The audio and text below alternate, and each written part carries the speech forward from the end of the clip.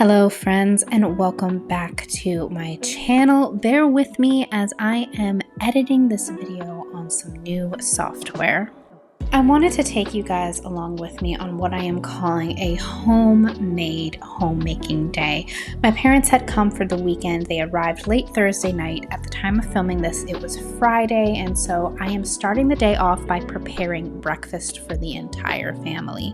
Our chickens are producing a lot of eggs now. They are giving me on average 4 to 6 eggs a day, so we are very well fed in the mornings.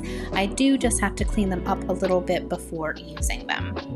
For breakfast, I am making a puff pancake, which Lisa from Farmhouse on Boone, she has the recipe that I used on her website. I will leave it linked below. But I really enjoy this breakfast. I will make it sometimes during the week because it leaves leftovers that I can snack on during the day or give Gabriel as a snack, or I can just use it over the course of a couple of days and have multiple breakfasts. But it's also really great when you're trying to feed a large group of people. If I do recall, this recipe calls for about 6 eggs, which is a lot of eggs, but if you have chickens and you are up to your eyeballs in eggs like we are at the Thyme and Tenderness household, this is a great way to easily get rid of all of those eggs.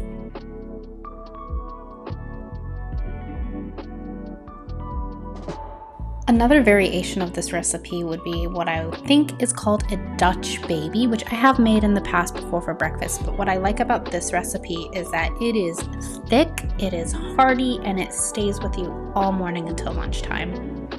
I recently also purchased a new immersion blender. I was very excited about this purchase. I had been wanting one for a while, but I just never pulled the trigger in buying one, and I happened to see one at Aldi a couple weeks ago, and it was only $25, and I said, you know what? You're coming home with me. Into the oven the batter goes, and this is just one of those meals where you just set it and forget it, and when the timer goes off, you have a perfectly cooked breakfast. Now, one thing I do like to do that is a treat for Gabriel is to add chocolate chips. I don't show myself adding the chocolate chips to the batter, but just trust me when I say adding the chocolate chips is the pièce de résistance, if that's how you pronounce that.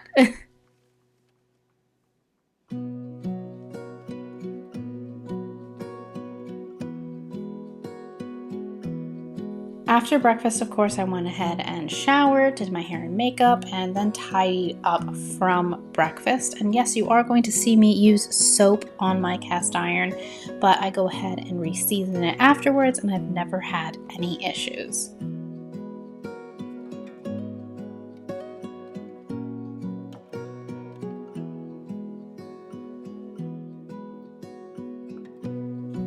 Now, I had planned a full day of cooking and baking simply to keep my mind active because at the time of filming this, I was going through Zoloft withdrawals. I was coming off some medication I was put on for my postpartum depression and anxiety, and after talking with my doctor, we decided it was time. So I just needed to keep myself busy as I was going through this transition. Keeping busy and staying very, very, very hydrated really helped with the process. Here I am getting started on a pumpkin pie. It was actually the first for the season for us, the first time making pumpkin pie this year, which I'm actually a little bit late. Usually I make pumpkin pie around the very first day of fall. I think I've shared my pumpkin pie recipe before. It might have included in a Bakeful November. You can go back to the Bakeful November playlist and see if it's there. If not, I use the McCormick pumpkin pie recipe. It is usually right on their McCormick pumpkin pie seasoning on their bottle there, or you could just quickly look it up online. I find that recipe to be very foolproof, and I get a perfect pie every single time. After working on this pie, however, it was time to work on lunch/dinner. I made this next meal early so that if people wanted to have it for lunch, they could, or if they wanted to have it for dinner, we ended up having it for dinner. And what I made was French onion soup, which is my husband and my father's favorite soup. For this recipe, I used the half-baked harvest recipe, which she posted on her Instagram stories within the last couple of weeks, so I followed that. My one little qualm that I did is right here, is I tied all the herbs together thinking that that would keep the rosemary leaves from like floating away, it did not work, and we ended up having rosemary leaves in the soup, which my family enjoyed. They didn't mind, but I minded, so I don't recommend doing that. If you have some cheesecloth, I would recommend wrapping your little sachet of herbs in that instead. Of course, you can't have French onion soup without some toasted baguette with some melted Gruyere and Swiss cheese, and then we finished it off with a slice of pumpkin pie.